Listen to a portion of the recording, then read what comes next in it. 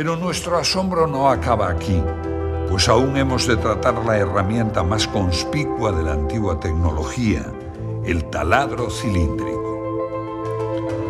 El tubo ejecutaba taladros de hasta 15 centímetros de diámetro, dejando tras su camino un tarugo central que posteriormente era roto con un simple golpe. Estos taladros se llaman trépanos y pueden verse en algunos lugares de Egipto. El cilindro, en los taladros modernos, es de acero con puntas de huidia.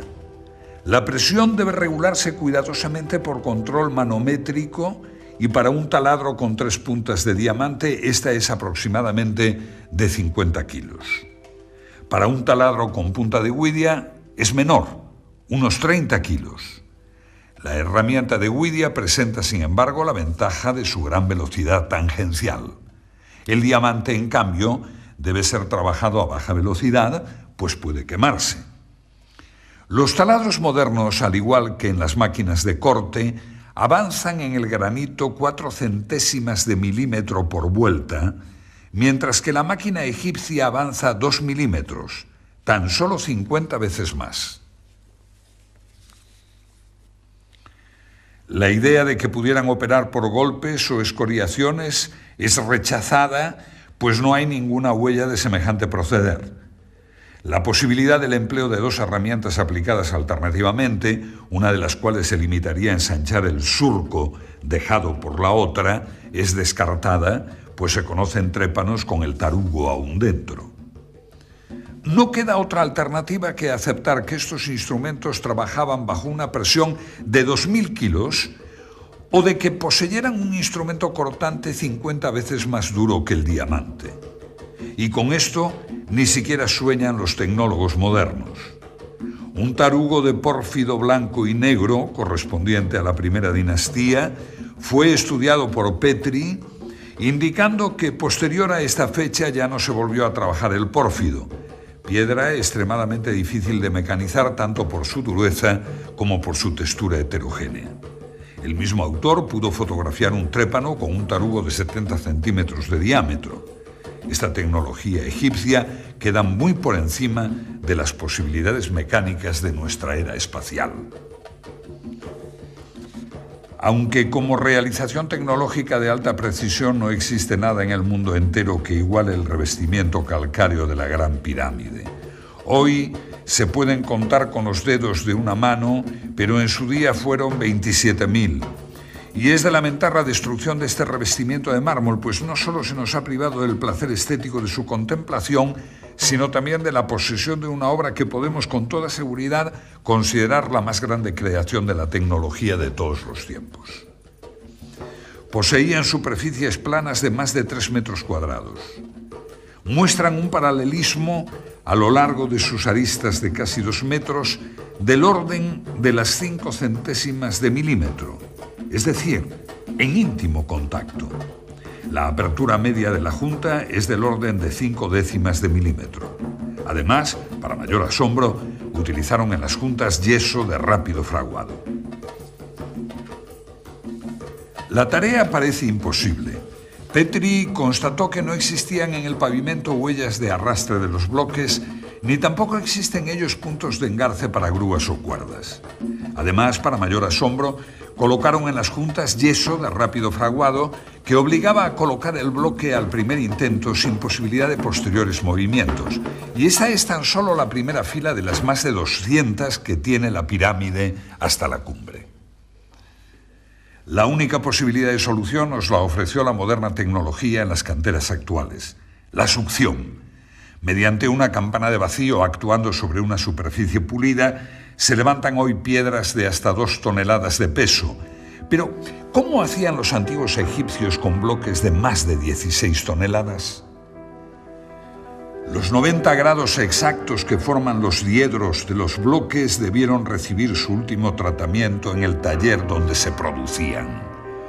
La construcción con bloques prefabricados de una línea recta de 230 metros presupone un control de la angularidad del orden del segundo de error. Pues bien, en la actualidad, Para las mejores escuadras normalizadas por la industria moderna, norma DIN 875 admite errores de más o menos 3 centésimas de milímetro, cantidad algo superior que los errores de angulación y paralelismo de la obra egipcia. Teniendo en cuenta que los mejores instrumentos no ópticos miden con errores de más de 300 segundos, se demuestra como un teorema que los egipcios debieron poseer instrumentos ópticos y además de alta precisión, ya que el anteojo de autocolimación corriente, por ejemplo, da errores del orden de los 5 segundos. La construcción de uno de los bloques de revestimiento de 20 metros cuadrados de superficie es una tarea equivalente al pulido del espejo del telescopio de Monte Palomar. Para comprender la magnitud de la obra egipcia bastará observar que aquellos fabricaron 27.000 de estos bloques. Lograron, hace 7.000 años, la producción en masa de instrumentos ópticos que la industria moderna solo produce en escala artesanal. Ninguna otra época histórica realizó tareas de esta naturaleza, por lo que debemos considerar con seriedad lo que ello implica en el dominio de la mecánica, la óptica y la geometría. Con estos planteamientos ya debemos ir desterrando el concepto de casualidad en los restos de la cultura egipcia. La orientación de las pirámides es una de esas casualidades y es lógico que ciertos arqueólogos piensen así, pues de lo contrario habría que suponer un instrumental y unos conocimientos superiores a la tecnología actual, y eso es difícil de aceptar, aunque no nos quede más remedio. Las representaciones que aparecen en el templo solar de Niuserre de la Quinta Dinastía y que coinciden con los textos del templo de Edfu, en las cuales aparece el rey y sacerdotisas con una maza, estacas y la cuerda de arpentar, determinando la orientación de un templo, no puede tomarse al pie de la letra, pues tales representaciones serían como estudiar nuestros sistemas de ingeniería por las fotos de la ceremonia de colocación de una primera piedra. En inscripciones y manuscritos no se desprende el menor atisbo de conocimiento geodésico. La conclusión del análisis arqueológico está pues basada en hechos, y por ello algunos egiptólogos consideran que la exacta orientación geodésica de las pirámides tiene que ser producto del azar. Como casi siempre ocurre en la Gran Pirámide, el análisis tecnológico lleva a la conclusión opuesta. Su error de orientación es de 5 minutos 31 segundos. Para hacernos una idea, coloquemos una moneda de 2 euros a 1 kilómetro de distancia. Su diámetro sería el error que tiene la Gran Pirámide con respecto al norte verdadero. La agrimensura moderna, conducida por teodolitos, cronómetros y tablas astronómicas, admite para el cierre de polígonos un error del 0,3%, que corresponde a un error de 10 segundos traducido en error angular. Ningún procedimiento propuesto ha logrado explicar cómo consiguieron los egipcios tal exactitud. Es imposible, pues, sin un objetivo y un ocular solidarios, intentar ningún género de determinaciones de este tipo. La Gran Pirámide está por encima de la tecnología moderna en cuanto a orientación, pues sus 5 minutos 31 segundos supera con mucho las modernas normas de precisión. Y aún cabe una segunda pregunta. La pirámide de Kefren tiene el mismo error de orientación, es decir, 5 minutos 31 segundos. Las dos grandes pirámides de Egipto tienen el mismo error, y ahora cabe preguntarse si dicho error fue motivo de cambios de orientación total de la meseta de Giza por motivo de los terremotos, o bien si estos 5 minutos 31 segundos no fueran tal error y siguieran la concepción original de los constructores. De todas formas, tan difícil es orientar las pirámides exactamente a los 4 puntos cardinales como orientar ambas con la misma desviación. Por lo que debemos considerar la posibilidad de que los antiguos egipcios tuvieran el equipamiento necesario para edificar una base de 53.000 metros cuadrados con una orientación de 0 grados, 0 minutos, 0 segundos. Si juzgamos los conocimientos matemáticos de los egipcios por los pocos textos que han llegado hasta nosotros, su matemática fue bastante primitiva. Neugebauer puntualiza que lo máximo obtenido por la matemática egipcia de todos los tiempos fue el conocimiento de la tabla de multiplicar por 2. Pero si no poseemos testimonios para juzgar el máximo nivel alcanzado por la matemática abstracta egipcia, en cambio, sus obras en piedra nos permiten apreciar su capacidad de mensuración.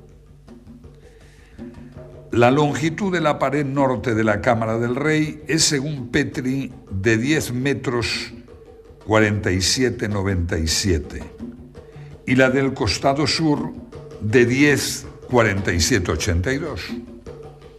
El error de medida es del orden de 1/10 de milímetro por metro, que coincide con las normas modernas para prismas ópticos. Si este error de medida se produce en esta cámara, vamos a ver qué ocurre con una superficie mayor, con la base de toda la pirámide. Este esquema representa la base de la Gran Pirámide, el valor de sus ángulos y las longitudes de los lados. Las medidas aquí consignadas corresponden a las de Borjar y Cole. Descartando el azar en todo este asunto, se nos plantea un serio problema tecnológico. En los 53.000 metros cuadrados de la base de la pirámide cabe la superficie de 8 campos de fútbol y sus diferencias se cuentan en milímetros y en segundos. Las pocas representaciones que han quedado en relieves egipcios nos muestran nuevamente métodos arcaicos y poco efectivos de precisión. Cuerdas de palma, observación visual. El único metal de que disponían era el cobre, pero en tal distancia de 230 metros, las diferencias diurnas de más de 20 grados entre las 10 de la mañana y las 2 de la tarde representa una dilatación del cable de más de 80 centímetros. El error de medida de 3 milímetros representa un control de la temperatura de 0,2 grados, cosa impensable para cualquier topógrafo que necesita las cintas de ínbar, una aleación de hierro y níquel de bajo coeficiente de dilatación térmica, para conseguir casi lo mismo que los egipcios. Termómetros, conocimiento de la física de los metales, equipos ópticos, y tan solo lo que se ha encontrado en las excavaciones son cuerdas de palma, que es lo mismo que tener la evidencia de que los egipcios podían viajar a 200 kilómetros por hora y tan solo encontrar en papiros y relieves la inconfundible estampa de un famélico camello. Pues si la medición de las distancias supera todos los condicionantes, la goniometría no se queda a la zaga. La goniometría es la ciencia de la angulación y constituye en la Gran Pirámide el punto crucial de discrepancia entre el análisis arqueológico conducido filológicamente y el análisis arqueológico que utiliza elementos tecnológicos. El instrumento primitivo que corresponde a nuestro teodolito era el astrolabio, y el antecesor del sextante fue la ballestina o bastón de Jacob. Con cualquiera de estos instrumentos el error que se cometía era del orden de 30 minutos. En cuanto a otros instrumentos no ópticos, todavía se emplean para agrimensura de baja precisión ciertos dispositivos como la escuadra de pínulas, siendo las pínulas cerdas o hilos de nylon, y las escuadras de espejo. El error de estos instrumentos se puede apreciar en los 20 minutos. Cuando pasamos a estudiar la goniometría egipcia, nos encontramos con la sorpresa de que aquellos tecnólogos medían ángulos con la precisión de un segundo de arco. Esto debe considerarse como sobrenatural, pues trasciende ampliamente la capacidad del ojo humano, que es como aseguran que fue orientada la pirámide.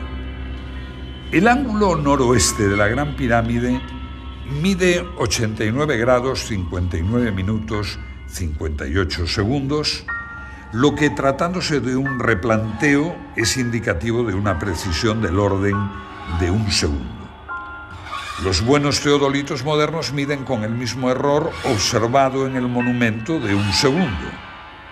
Estos errores son inevitables para la cantidad de factores incidentes, tales como errores de la lectura de los nonios, dilatación térmica de instrumentos y elementos de lectura, errores de nivelación, error de arrastre, viento, errores de apreciación sobre el retículo, refracción atmosférica, etcétera, etcétera.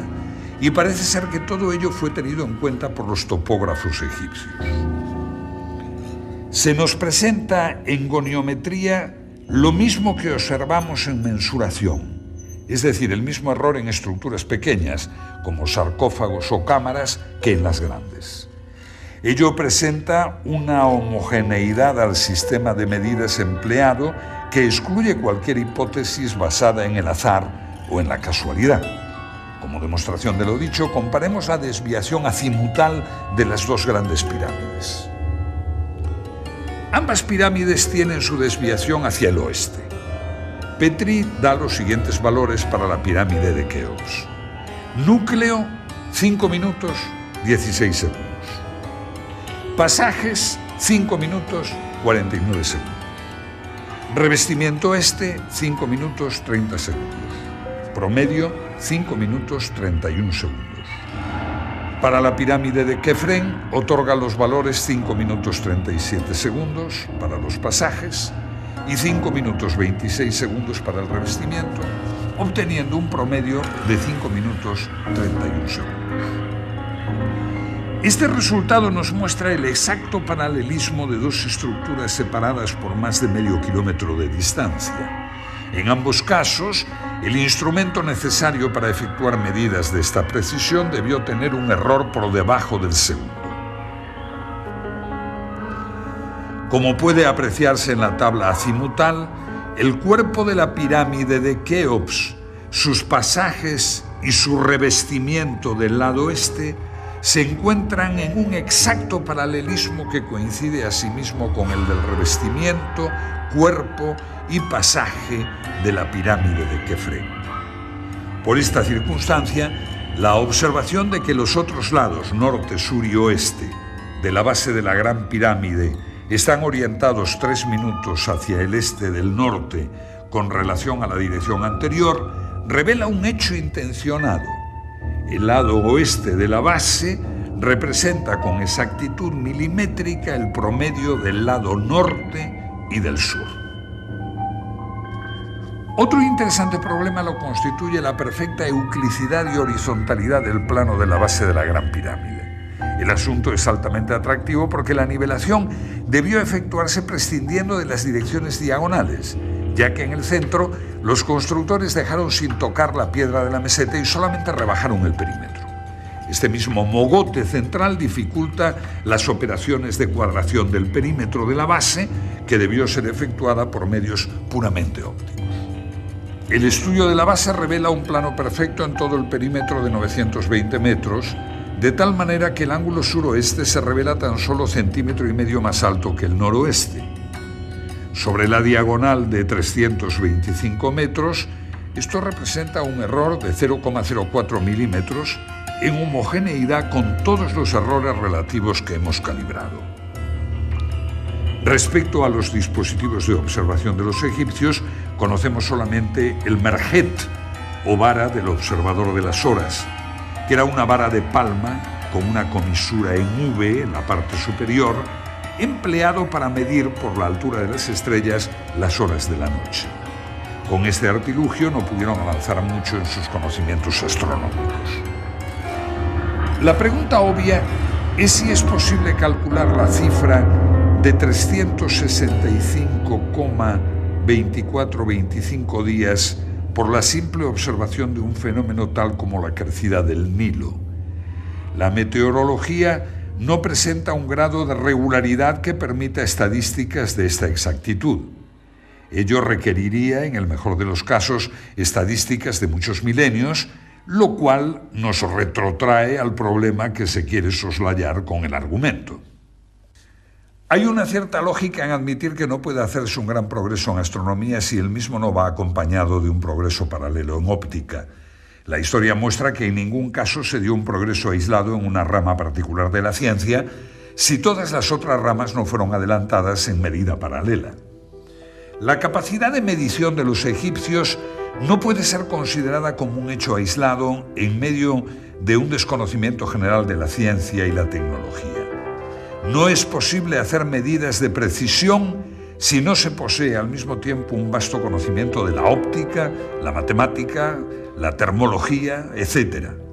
Todo ello sin tener en cuenta que una medida de precisión debe inspirarse en algún propósito específico.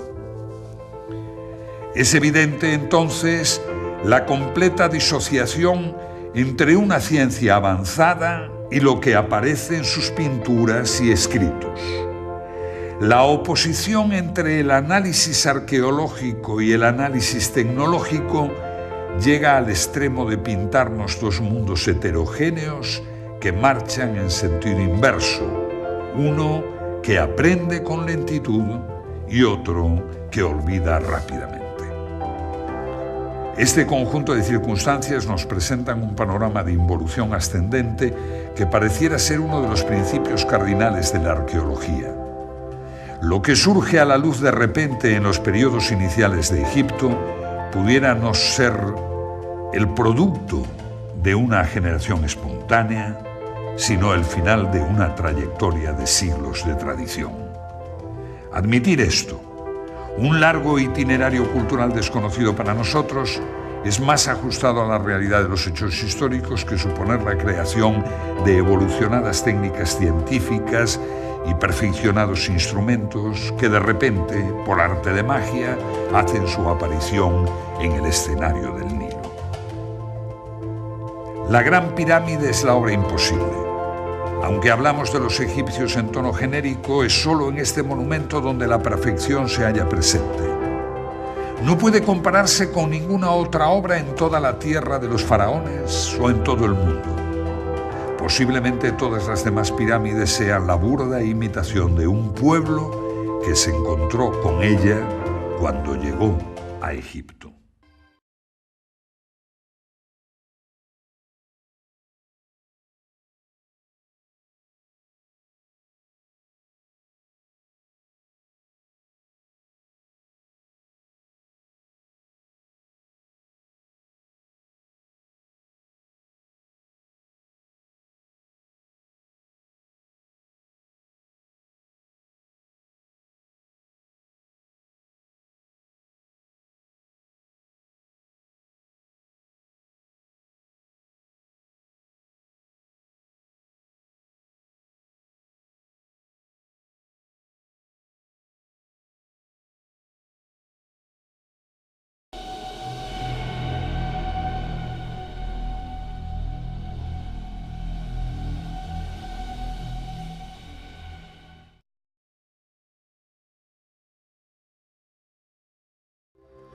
Pero nuestro asombro no acaba aquí, pues aún hemos de tratar la herramienta más conspicua de la antigua tecnología, el taladro cilíndrico. El tubo ejecutaba taladros de hasta 15 centímetros de diámetro, dejando tras su camino un tarugo central que posteriormente era roto con un simple golpe. Estos taladros se llaman trépanos y pueden verse en algunos lugares de Egipto. El cilindro, en los taladros modernos, es de acero con puntas de guidia. La presión debe regularse cuidadosamente por control manométrico y para un taladro con 3 puntas de diamante, esta es aproximadamente de 50 kilos. Para un taladro con punta de guidia es menor, unos 30 kilos. La herramienta de guidia presenta, sin embargo, la ventaja de su gran velocidad tangencial. El diamante, en cambio, debe ser trabajado a baja velocidad, pues puede quemarse. Los taladros modernos, al igual que en las máquinas de corte, avanzan en el granito 4 centésimas de milímetro por vuelta, mientras que la máquina egipcia avanza 2 milímetros, tan solo 50 veces más. La idea de que pudieran operar por golpes o escoriaciones metros cuadrados. muestran un paralelismo a lo largo de sus aristas de casi 2 metros del orden de las 5 centésimas de milímetro, es decir, en íntimo contacto. La apertura media de la junta es del orden de 5 décimas de milímetro. Además, para mayor asombro, utilizaron en las juntas yeso de rápido fraguado. La tarea parece imposible. Petri constató que no existían en el pavimento huellas de arrastre de los bloques, ni tampoco existen en ellos puntos de engarce para grúas o cuerdas. Además, para mayor asombro, colocaron en las juntas yeso de rápido fraguado que obligaba a colocar el bloque al primer intento sin posibilidad de posteriores movimientos. Y esta es tan solo la primera fila de las más de 200 que tiene la pirámide. Es rechazada, pues no hay ninguna huella de semejante proceder. La posibilidad del empleo de 2 herramientas aplicadas alternativamente, una de las cuales se limitaría a ensanchar el surco dejado por la otra, es descartada, pues se conocen trépanos con el tarugo aún dentro.